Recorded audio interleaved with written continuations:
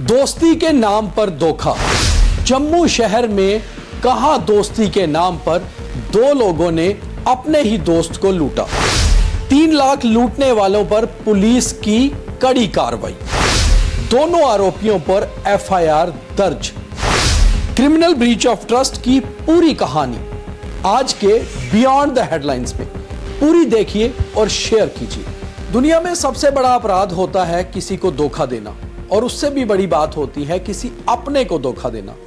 एक मामला पिछले दिनों बहुत सुर्खियों में रहा और हमने एक्सक्लूसिवली वो खबर भी आपको दिखाई थी कि आखिर किसने लूटे एक व्यवसायी के 3 लाख रुपए। आखिर पुलिस की नाक के नीचे से कोई कैसे धोखा करके चला गया। पुलिस लगातार तफ्तीश कर रही थी और एसएसपी जम्मू और एसपी सिटी नॉर्थ की अध्यक्षता में टीम लगातार जांच कर रही थी कि आखिर ये हुआ कैसे। जांच में जो सामने आया वो हैरान कर देने वाला था।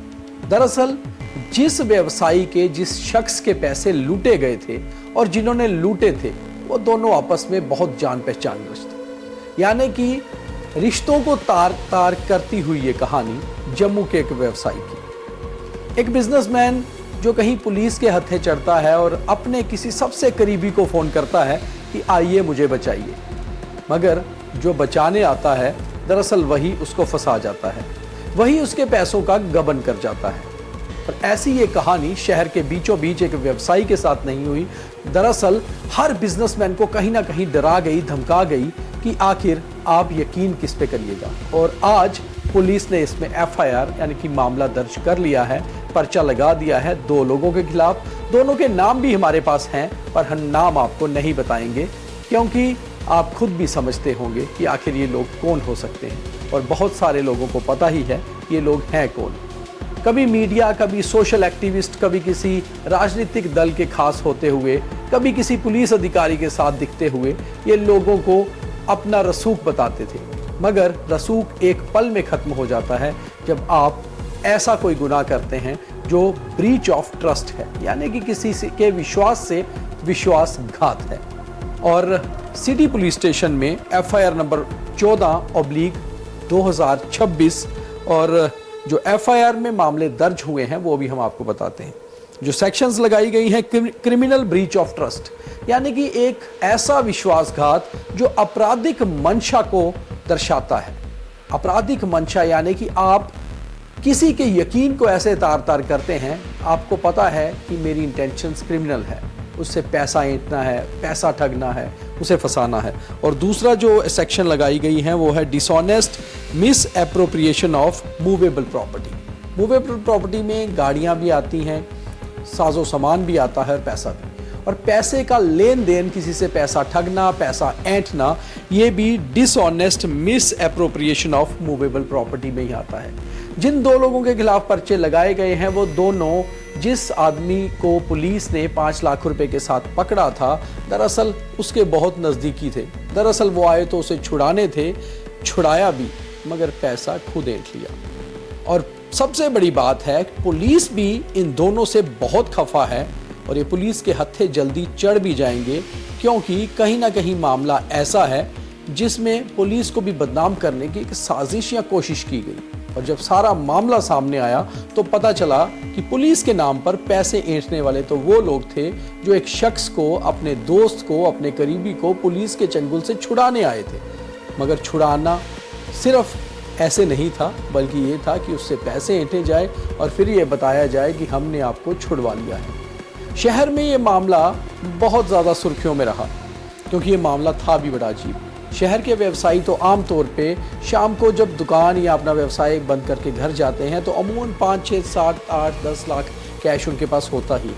मगर बहुत बार जब ऐसी कलेक्शन पे आपको पुलिस पकड़ती है तो आप बता नहीं सकते या कई बार लोग डर जाते हैं और ऐसे में आप अपने सबसे नज़दीकी करीबी को फ़ोन करते हैं कि शायद वो पुलिस के पास आए और आपकी सफाई दे पाए। मगर आपकी सफाई देने वाला ही आपके पैसों पर सफाई करने की मंशा रखता हो और वो भी आपराधिक क्रिमिनल इंटेंशन, तो फिर बात ये साफ होती है कि आप यकीन किस पे करें। लगातार चैम्बर ऑफ कॉमर्स के कुछ सदस्य और कुछ व्यवसायी शहर के लगातार पुलिस को अप्रोच कर रहे थे कि इस मामले में पर्चा लगाना ज़रूरी है, क्योंकि अगर आप पर्चा नहीं लगाएंगे तो कहीं ना कहीं एक बात साफ हो जाएगी कि शहर में अब धोखाधड़ी करने वालों की चांदी होती है, कोई कुछ भी कर सकता है। मगर एसएसपी जम्मू जो लगातार इसकी जांच करवा रहे थे और ये सारा मामला जो था, दरअसल हम आज आपको डिस्क्लोज़ करते हैं, बहुत सारे लोगों को पता भी होगा, रेजिडेंसी पुलिस पोस्ट का था और रेजिडेंसी पुलिस पोस्ट सिटी थाना के तहत आता है। सिटी थाना की बहुत ही एफिशिएंट, बहुत ही डेडिकेटेड एसएचओ इंस्पेक्टर शक्ति शर्मा ने ये सारे मामले की जांच भी की और जांच करके जो ये मामले की सारी इंक्वायरी जो थी वो उन्होंने एसपी नॉर्थ और एसएसपी जम्मू को सौंप भी दी।